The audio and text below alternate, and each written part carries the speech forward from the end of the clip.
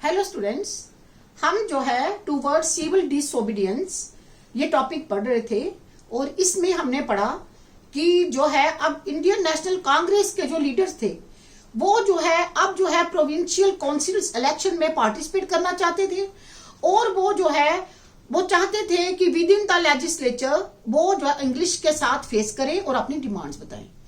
ऐसे ही कुछ और लीडर्स थे जैसे मोतीलाल नेहरू जी से CR दास थे, उन्होंने अपनी स्वराज पार्टी बनाई। वो स्वराज पार्टी बनाकर उसके थ्रू उन्होंने सेल्फ रूल की डिमांड की।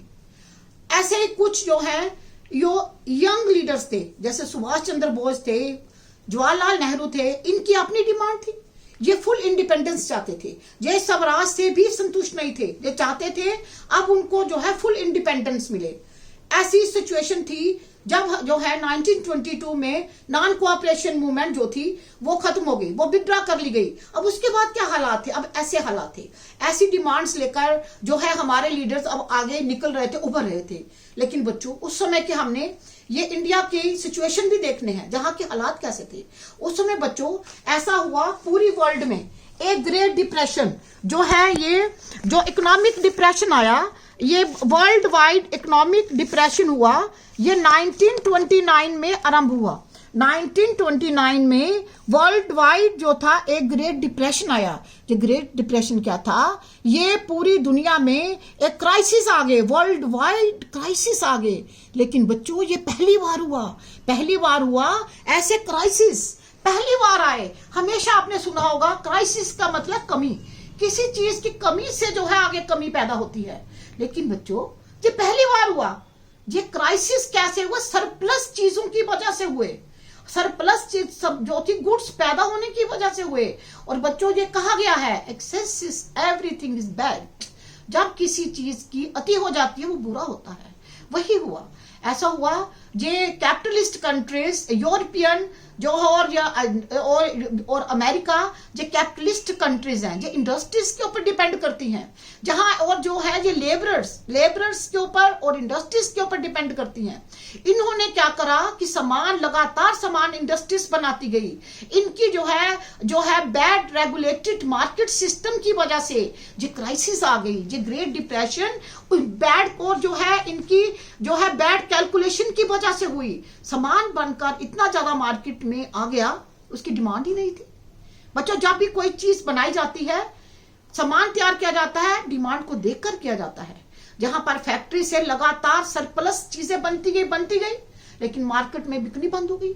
ऐसा हुआ 1929 में न्यूयॉर्क की जो थी स्टॉक मार्केट वो क्रैश हो गई और जो है मार्केट के बीच में लेस प्रॉफिट की वजह से ग्रोथ रुक गई, सामान बिकना शुरू बंद हो गया।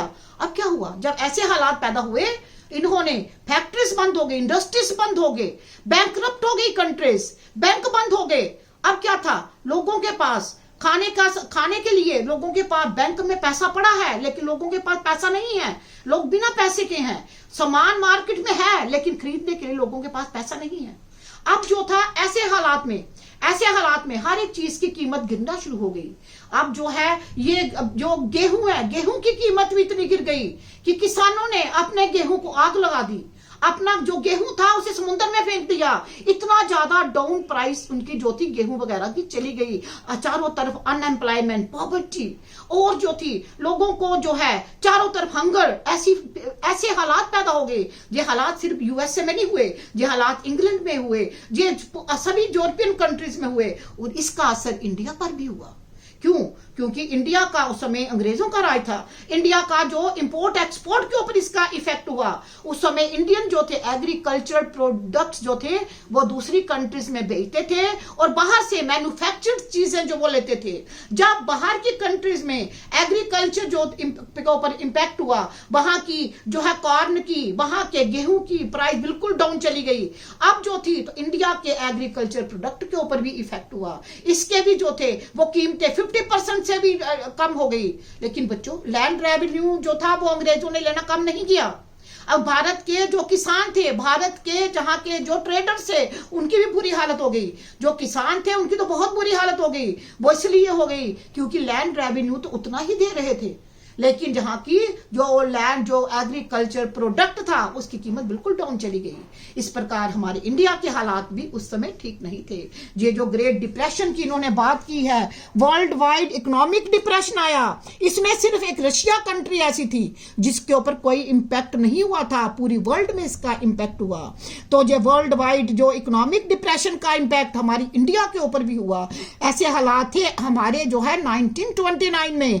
ये बात क्यों की जा रही है? क्योंकि 1928 में साइमन कमीशन इंडिया में आया था, और जो ये है इन्होंने जो government of India act of 1919 जो बना था, उसके बीच में जितने भी प्रोविजन दिए गए थे उन्होंने 10 साल के दिए गए थे कि 10 साल के बीच में देखेंगे इंडियंस जो हैं उनको कितने बेनिफिट्स मिलते हैं, उनके लिए किस प्रकार की एक हम जो कॉन्स्टिट्यूशनल गवर्नमेंट बना सकते हैं। लेकिन इसी के बीच में बच्चों ये जो वर्ल्ड वाइड इकोनॉमिक डिप्रेशन था उसने इंडिया के भी जो इंटरनल हालात थे वो खराब कर दिए। अब बच्चों ऐसा हुआ, ये जो वर्ल्ड वाइड क्राइसिस थे ये 1933 तक चले।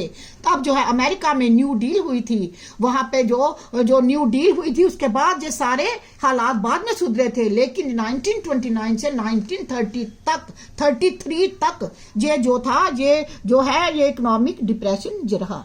अब बच्चों इन्होंने क्या करा, जो इन्होंने इंडियन एक्ट ऑफ 1919 के अकॉर्डिंगली इन्होंने जो एक प्रॉमिस किया था कि वो जहां पर एक रॉयल कमीशन भेजेंगे जो आकर इन 10 साल के बीच में इंडिया के सिचुएशन को स्टडी करेगी और देखेगी कि इंडिया के कैसे हालात हैं, जहां पे क्या इनका फ्यूचर किस हिसाब से कॉन्स्टिट्यूशनल वे से डिसाइड करना है। तो इन्होंने बच्चों क्या किया, against this background the new Tory government in Britain. अब टॉरी गवर्नमेंट क्या है ब्रिटेन में? बच्चों टॉरी का मतलब है कंजर्वेटिव। ब्रिटेन में 2 पार्टीज हैं। ब्रिटेन में इस समय बाई पार्टी सिस्टम है, वहां पे लेबर पार्टी है और कंजर्वेटिव पार्टी है। अब कंजर्वेटिव पार्टी को टॉरी गवर्नमेंट क्यों कहा गया? बच्चों हर एक कंट्री में जो पार्टी सिस्टम उभरता है उसकी कोई हिस्टोरिकल बैकग्राउंड होती है। ऐसे ही इंग्लैंड में जो टॉरी गवर्नमेंट है, जो कंजर्वेटिव को टॉरी गवर्नमेंट बोलते हैं, वो इसलिए बोलते हैं क्योंकि जो टॉरीज एंड विग्स ये 2 सोशल इंटरेस्ट थे, ये 2 ग्रुप थे, टॉरीज एंड विग्स 2 ग्रुप थे। जो ये ग्रुप जो है ये 1680 से पहले ये 2 ग्रुप्स ऐसे थे जो टॉरीज थे। ये वो लोग थे जो चर्च या प्रीस्ट जो बात कहते थे, जब उनकी बात को बिल्कुल वैसे सुनते थे और वैसे करते थे। ये चर्चिस को फुली ओबे करते थे, ये चर्चिस का कहना पूरा मानते थे। लेकिन उसी सोसाइटी में एक ग्रुप और था जो विग्स के नाम से जाना जाता था। ये वो लोग थे जो चर्च की कही हुई बात को, प्रीस्ट की कही हुई बात को सुनते थे, फिर उसके ऊपर सोचते थे, फिर उसमें थोड़ी चेंज लाकर वो सोसाइटी में करते थे। इस प्रकार ये सोसाइटी में चेंज लाना चाहते थे। इसलिए लोगों ने क्या कहा, जो टॉरीज थे उनको कंजर्वेटिव कहना शुरू हो गए कि ये दकियानुसी लोग हैं, ये कंजर्वेटिव हैं, दकियानुसी लोग हैं, ये पूरी उसी बात को सुनते हैं जो चर्च में कही गई होती है। और जो बिग्स हैं ये थोड़ी लिबरल माइंडेड है, ये खुले विचार के हैं, जो सुनते हैं और उस बात में थोड़ी चेंज लाते हैं, उसमें एडवांसमेंट लाते हैं, उनकी थिंकिंग में ग्रोथ लाते हैं। इसलिए जो है बिग्स को लिबरल बोला गया। इसी हिसाब से ये जो टॉरीज थे ये कंजर्वेटिव के नाम से मशहूर हो गए और विग्स जो थे ये लिबरल के नाम से मशहूर हो गए। और बच्चों इंग्लैंड में, आयरलैंड में, ये स्कॉटलैंड में 1850 तक 2 पार्टीज वहां पर बड़ी मशहूर रही। इन पार्टीज के नाम थे कंजर्वेटिव एंड लिबरल पार्टी। लेकिन बच्चों एक आहिस्ता आहिस्ता क्या हुआ कि जो ये जो यूके है, यूनाइटेड किंगडम, ये इंग्लैंड है, ये कैपिटलिस्ट कंट्रीज हैं, इंडस्ट्रीज हैं, पैसा कमा रही हैं और ये इंडस्ट्रीज के ऊपर चलती है। जहां इंडस्ट्रीज हैं वहां लेबरर्स हैं, लेबरर हैं। वो लेबरर्स ने मिलकर अपने ग्रुप बनाने शुरू किए, अपनी डिमांड्स बनानी शुरू की। आहिस्ता आहिस्ता उनके ग्रुप इतने बड़े होते गए, वो एक पार्टी के रूप में उभर गए वो पार्टी के रूप में जब 1850 से वो एक पार्टी के रूप में उभरे, वो इतने बड़े ग्रुप बनते गए, आहिस्ता आहिस्ता वो लेबर पार्टी के नाम से जाने जाने लगे। ये लेबर पार्टी आहिस्ता आहिस्ता इतनी बड़ी हो गई कि लिबरल पार्टी अब जो छोटी पड़ गई, अब लिबरल पार्टी छोटी पड़ गई। अब जो थी इंग्लैंड में उभरती हुई 2 पार्टीज हो गई। पहले 1850 से पहले कंजर्वेटिव और लिबरल पार्टी थी, अब जो थी, और इस समय भी जो इंग्लैंड में 2 पार्टी सिस्टम है, एक कंजर्वेटिव पार्टी है, दूसरी लेबर पार्टी हो गई। ऐसे बच्चों आज भी इंग्लैंड में लिबरल पार्टी है, लेकिन वो हो सकता है लिबरल पार्टी को कहीं 5% 10% वोट मिलते हो, बाकी सारे वोट जो हैं वो जो 90% के ऊपर वोट हैं वो जो है ये कंजर्वेटिव और जो है लेबर पार्टी में ही जो है वो डिस्ट्रीब्यूट होते हैं। और जब तक भारत पर राज रहा वो कंजर्वेटिव पार्टी ने किया, और जब हमें आजादी मिली उस समय इंग्लैंड में इलेक्शंस हुए थे, वहां पर लेबर पार्टी आई थी।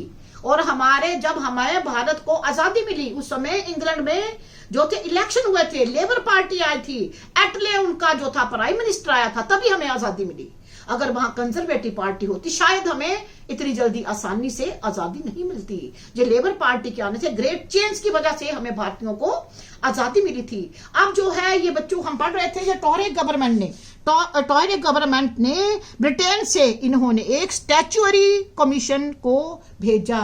स्टैच्यूअरी का क्या मतलब है? लीगल कमीशन, एक कानूनी तौर पर बनी हुई एक बॉडी। स्टैच्यूअरी का मतलब है एक लीगल बॉडी कमीशन को भारत में भेजा। इस कमीशन में 7 मेंबर्स थे और उनका हेड जो था उसका नाम था सर जॉन साइमन। इसलिए इस कमीशन का नाम सर जॉन साइमंस के नाम से साइमन कमीशन कहा गया। 1928 में साइमन कमीशन इंडिया में पहुंचा, लेकिन बच्चों जब साइमन कमीशन इंडिया में पहुंचा, मैंने बताया इंडिया के हालात भी आहिस्ता आहिस्ता खराब होने शुरू हो गए थे, और इनको लगा ये जो कमीशन आया है इसके 7 मेंबर जो हैं वो इंग्लिशमैन है, एक भी इंडियन नहीं है जो कि इंडियन की बात सुनेगा। इसलिए सभी पार्टीज मिल गई, जहां पे जो है इंडियन नेशनल कांग्रेस मिल गई, जहां पे मुस्लिम लीग मिल गई, सब पार्टीज ने मिलके इसका बायकॉट कर दिया। जहां भी कमीशन गया वहीं पर इनको गो बैक साइमन के नारे सुनने पड़े। और बच्चों इसी हालात में, ऐसे ही हालात में जब ये ऐसे हालात चल रहे थे तो तब जो है ये लाला लाजपत राय जी ये भी प्रोटेस्ट कर रहे थे। इनको भी जो लाला लाजपत राय का जो प्रोटेस्ट था इसमें भी इनको भी लाठी चार्ज हुआ, और जो है ये लाठी चार्ज से क्या हुआ, लाला लाजपत राय की बाद में डेथ हो गई। अब बच्चों ये जो था ये साइमन कमीशन का जो था ये प्रोटेस्ट लिखा हुआ है, Lala Lajpat Rai was assaulted by the British police during a peaceful demonstration against the Simon Commission. He succumbed to injuries that were inflicted on him during the demonstration. अब बच्चों ऐसा था ये प्रोटेस्ट जो कि साइमन कमीशन के अगेंस्ट किया गया। ये हाँ हमने आज जो है ये साइमन कमीशन के बारे में पढ़ा। अब हम आगे पढ़ेंगे कि साइमन कमीशन जब वापस चला गया, जाकर कमीशन ने क्या कहा, फिर इसका क्या इम्पैक्ट हुआ। अब जो है साइमन कमीशन को तो भेजा गया था ये स्टडी करने के लिए, जो है ये जो गवर्नमेंट इंडियन एक्ट ऑफ 1919 जो 1919 में लागू किया गया, उसके 10 इयर्स कंप्लीट होने वाले थे 1929 में। 1928 में कमीशन साइमन कमीशन इंडिया में आ गया। अब वो जहां पर क्या स्टडी करके गया, उसकी क्या रिपोर्ट थी, इसके बारे में हम आगे पढ़ेंगे और जो है देखेंगे आगे क्या हुआ। Thank you students.